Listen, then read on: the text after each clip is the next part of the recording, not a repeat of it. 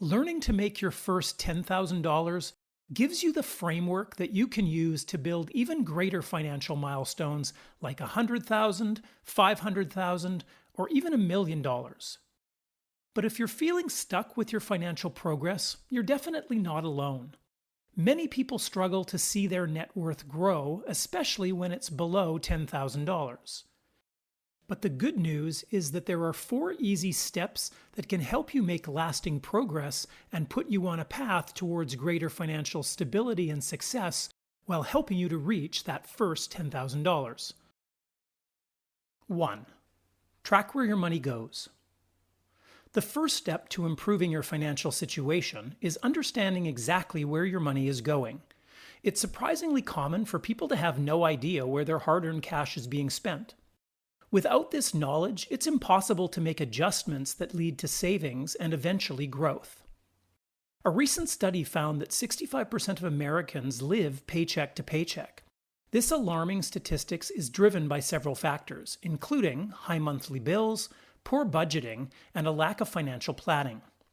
While you can't control every factor, you can absolutely take charge of your spending and budgeting. Start by writing down your daily expenses for 2 weeks. Don't worry about being exact to the penny. Just make a rough estimate of your everyday costs.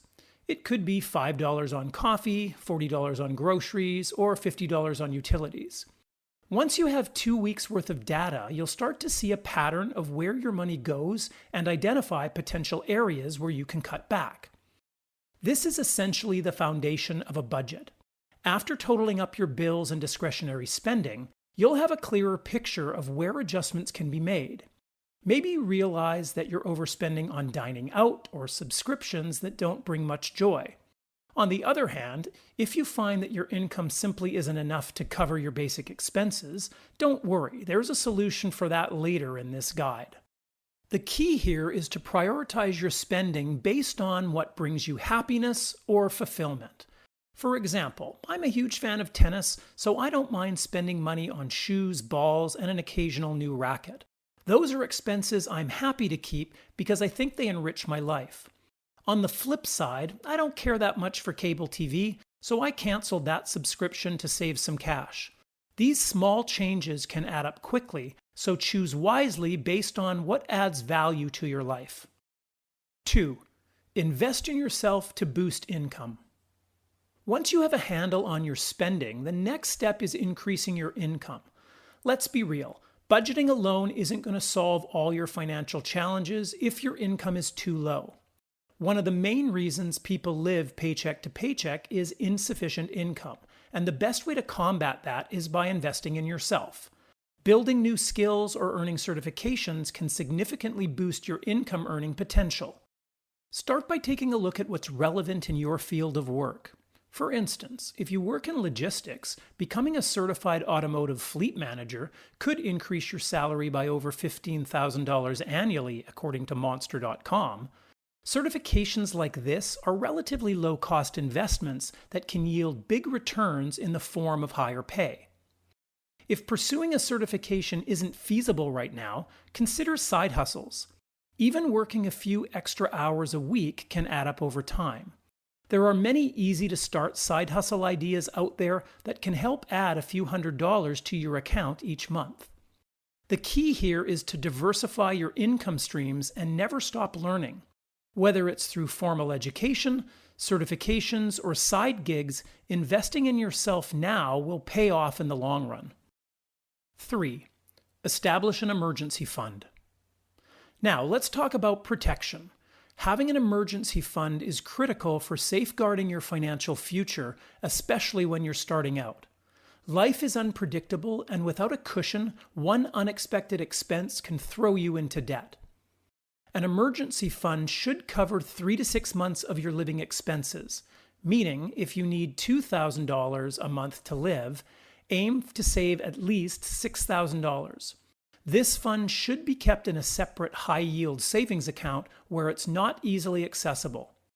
Keeping it out of your primary checking account reduces the temptation to dip into it for non-emergencies. A high-yield savings account also has the advantage of earning you more interest compared to a traditional savings account. For instance, if you keep $5,000 in a high yield account, you could earn about $250 in interest per year, which brings you closer to your financial goals. Automatic transfers are a great way to ensure that you're consistently building your emergency fund. Just like a 401k deducts money from your paycheck before you even see it, setting up automatic transfers can help you pay yourself first without having to think about it. 4. Eliminate high-interest debt. The final step is tackling high-interest debt. While it might be tempting to start investing once you have some savings, if you're carrying consumer debt with an interest rate of 15% or more, you're actually better off eliminating that first. Here's why. The average return on investments in the stock market is around 8 to 10%.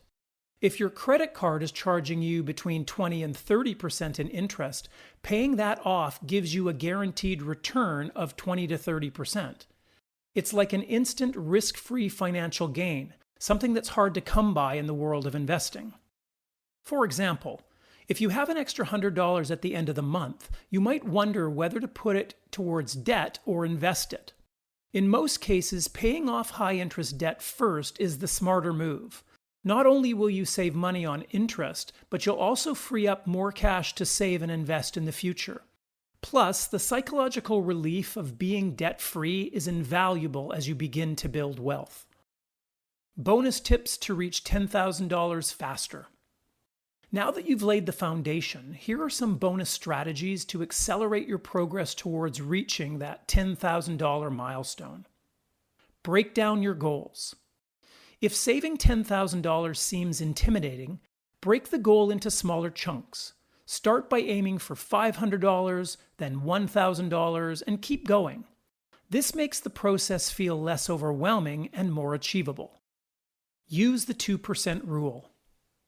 As your net worth grows, implement the 2% rule for your discretionary spending. If a purchase costs more than 2% of your net worth, give yourself time to think it over. Sleep on it, or even wait 30 days before deciding.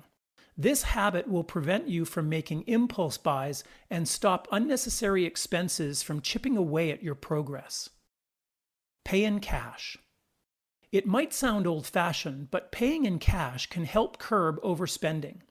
Studies show that handing over physical cash actually causes a slight pain response in your brain, making you more mindful of your spending. Try withdrawing money from the ATM for discretionary purchases instead of using credit cards and debit cards, and see if this practice helps you cut back.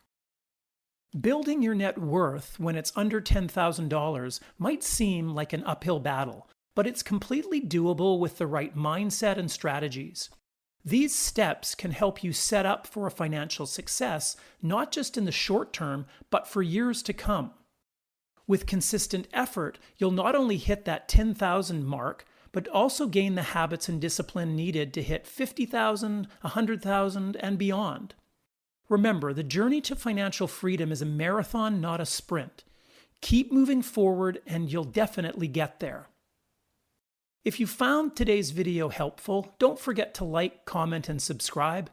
And if you want to see the top 5 wealth killers that you need to avoid, then check out this video. Thanks for watching, and we'll see you next time.